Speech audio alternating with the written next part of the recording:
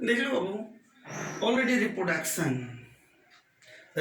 के जो मैंने डेफिनेशंस आप लोगों को बताए हैं, क्या मैंने बताया रिप्रोडक्शन के? तो रिप्रोडक्शन के ऑलरेडी डेफिनेशंस ये होते हैं। रिप्रोडक्शन में भी defined as a biological process, reproduction में भी defined as a biological process which involves a living organism that produces an offspring or young ones which is similar to itself or parent। ये definitions already मैंने क्या किए, note करवाए हैं। अब इस डेफिनेशंस में सबसे पहले वर्ड आते हैं रिप्रोडक्शन में भी defined as a biological process. अगर बायोलॉजिकल प्रोसेस की अगर बात करते हैं तो रिप्रोडक्शन को हम लोग बायोलॉजिकल प्रोसेस क्यों कहते हैं? तो रिप्रोडक्शन को बायोलॉजिकल प्रोसेस इसलिए कहते हैं क्योंकि रिप्रोडक्शन दुनिया यानी वर्ल्ड, लिविंग वर्ल्ड की मैं बात कर रहा हूँ, लिविंग वर्ल्ड में इंक्लूड होने वाले, शामिल होने वाले जितने भी यूनिसेलुलर ऑर्गेनिज्म हैं, जैसे बैक्टीरिया, जैसे अमीबा, पैरामीशियम, यूग्लिना, ये सारे जितने भी यूनिसेलुलर ऑर्गेनिज्म हैं, इन सारे में क्या होते हैं? रिप्रोडक्शन होते हैं। उसके साथ साथ जैसे मल्टीसेलुलर ऑर्गेनिज्म, ऐसे मल्टीसेलुलर ऑर्गेनिज्म जो कि आंख से दिखते हैं, जैसे प्लांट्स हो गए, एनिमल्स हो गए, ह्यूमन बीइंग हो गए, जो आंख से दिखते हैं, यानी इन सारे मल्टीसेलुलर ऑर्गेनिज्म में भी रिप्रोडक्शन होते हैं। तो दुनिया भर के लिविंग वर्ल्ड में शामिल होने वाले जितने भी यूनिसेलुलर और मल्टीसेलुलर ऑर्गेनिज्म हैं, उन सारे में रिप्रोडक्शन होते हैं।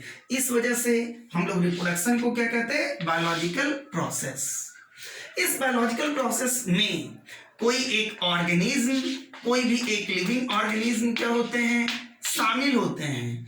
ये ऑर्गेनिज्म पेरेंट की तरह बिहेव करते हैं। किस तरह बिहेव करते हैं? पेरेंट की तरह बिहेव करते हैं। और पेरेंट की तरह बिहेव करने का मतलब ये होता कि ये अपने बच्चे को गिव राइज करते हैं, जन्म देते हैं, प्रोड्यूस करते हैं, और इनके बच्चे अपने पेरेंट से क्या करते हैं? मैच करते हैं। अपने पेरेंट से क्या करते हैं? मैच करते हैं, यानी इनके बच्चे अपने पेरेंट के जैसे क्या होते हैं? दिखने में लगते हैं।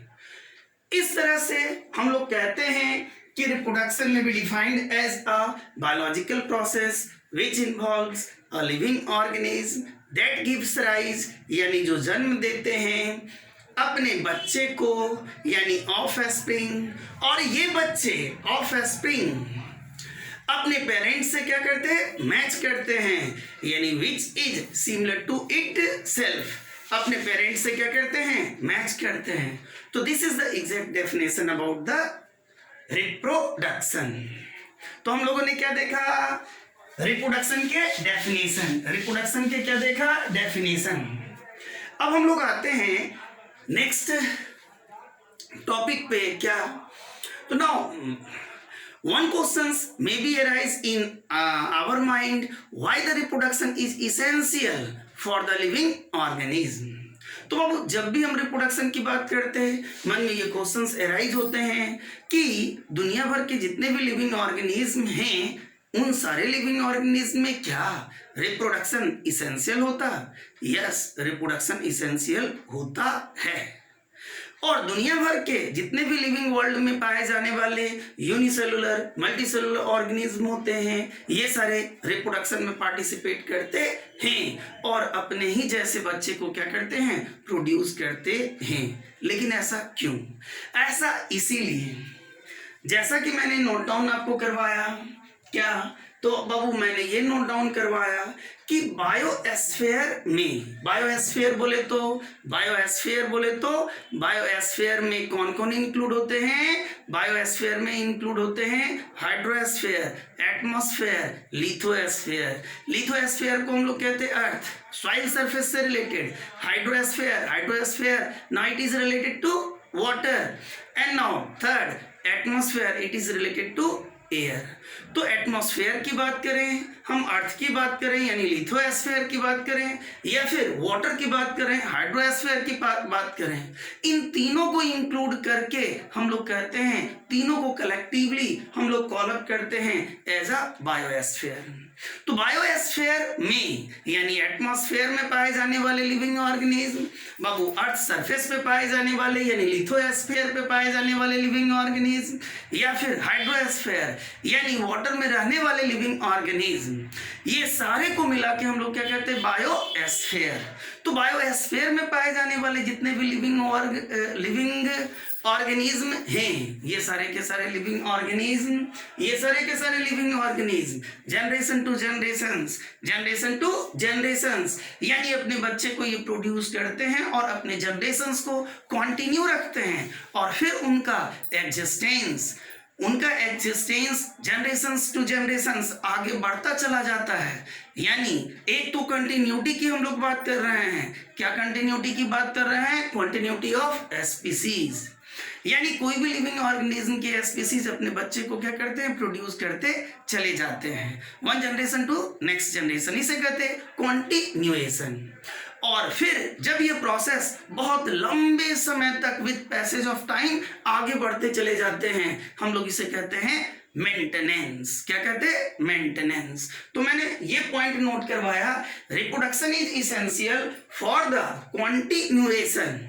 कॉन्टिन्यूएशन कहने का मतलब है एक स्पीसीज से एक जनरेशन से दूसरे जनरेशन, एंड मेंटेनेंस, और फिर उनका मेंटेनेंस यानी लंबे समय तक ये कॉन्टिन्यूटी अगर बरकरार रहती है, इसे क्या कहते हैं, maintenance of species of living organism in the biosphere. तो बायोस्फीयर में पाए जाने वाले जितने भी लिविंग ऑर्गेनिज्म के, वो हो सकते हैं डिफरेंट स्पीसीज के हों, वो अपने बच्चे को already generation to generation produce कर रहे हैं, और प्रोड्यूस करने के बाद एक लंबे समय के बाद इस प्रोसेस को वो मेंटेन करके रख रहे हैं। तो कॉन्टिन्यूएशन, मेंटेनेंस उन सारे लिविंग ऑर्गेनिज्म के अपने अपने स्पीसीज के, तो हम लोग कहते हैं इसे कि this is the essentiality for the reproductions of living organism। तो इन ब्रीफ वे हम लोग कह सकते हैं why the reproduction is essential। तो reproduction is essential for the continuation and the maintenance of the species of living organism in the biosphere में पाए जाने वाले। तो this was the second topic। Now the third topic is lifespan। Third topic is life span. अगर हम लोग life span की बात करते हैं,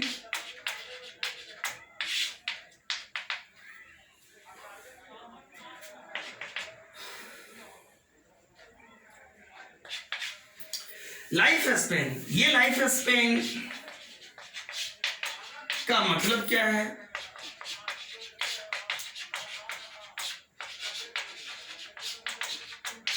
कोई भी एक लिविंग ऑर्गेनिज्म जैसे लाइक अ ह्यूमन बीइंग, कोई भी एक ह्यूमन बीइंग जैसे एक बच्चे हैं, नाम है उनका गोलू, एक दिन उनका जन्म होता है। जब वो जन्म लेते तो हम लोग कहते हैं कि ऑलरेडी उन्होंने जन्म लिया, यानी अपने बर्थडे मनाएंगे। लेकिन चाइल्डहुड, एडल्टहुड और ओल्डर एज, इन तीनों स्टेजेस से जब वो क्रॉस कर जाने के बाद फिर वो डेथ कर जाते हैं।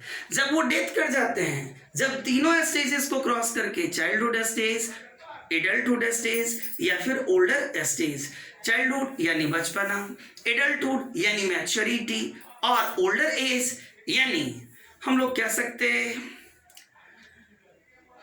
एजिंग प्रोसेस, यानी एजिंग प्रोसेस जो कि मिडिल एज के बाद आते हैं, यानी ओल्डर एज। इन तीनों स्टेजेस को जब वो क्रॉस कर जाने के बाद वो डेथ करते हैं। हम लोग उसे कह रहे हैं क्या, नेचुरल डेथ।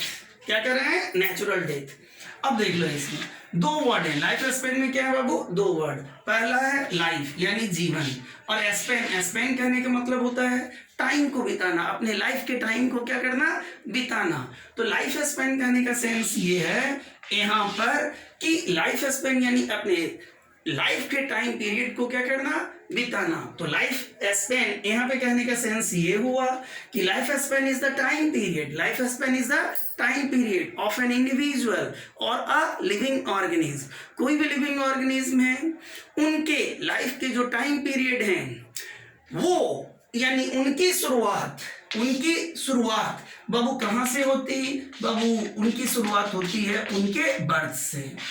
यानी एक दिन वो जन्म लेते हैं and then it goes up to the natural death, और ये जाते हैं कहाँ, नेचुरल डेथ को जाते हैं। यानी एक दिन ऑलरेडी वो जन्म लेते हैं और फाइनली फिर वो डेथ को जाते हैं, प्रोसीड होते हैं।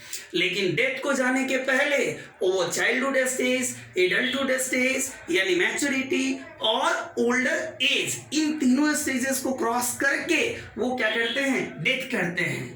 तो कोई भी लिविंग ऑर्गेनिज्म ने जितना अपना टाइम पीरियड बर्थ से लेकर के नेचुरल डेथ, इन दोनों के बीच जो टाइम पीरियड है, इन दोनों के बीच जो टाइम पीरियड है, जितने टाइम पीरियड को कोई भी लिविंग ऑर्गेनिज्म बिताते हैं, ऑलरेडी हम लोग उसे क्या कहते हैं, लाइफ स्पेन। तो लाइफ स्पेन में मैंने नोट करवाया है क्या, life span this is the time period which starts from their birth, which starts from their birth and goes up to natural death of an living organism, तो ये time period birth से लेकर के natural death के बीच जितने भी समय बिताए जाते हैं किसी लिविंग ऑर्गेनिज्म के लिए, ऑलरेडी हम लोग उसे क्या कहते हैं, life span. We can take a few examples now, such as like a people plant कितने दिन ऑलरेडी जो है इनका लाइफ स्पेन होता, तो हाउ मेनी ईयर्स, तो near about 2000 to 3000 years. Banyan tree 200 to 300 years. Mango tree 200 years. Rose plant 5 to 7 years. Rice plant 3 to 4 months. So these are the various examples of the plants. Now we can take also few examples of the animals, such as like that elephant 90 years, horse 60 years, crocodile 60 years, parrot 140 years, turtle near about 150 years, 140 to 150 years. So these are the various examples of the life span. तो this was the third topic. तो first मैंने बताया definition of reproduction, मैंने second बताया why the reproduction is essential for the living organism. Now the third मैंने बताया life span, और life span के डेफिनेशन और लाइफ स्पेन के examples related to plant and animals.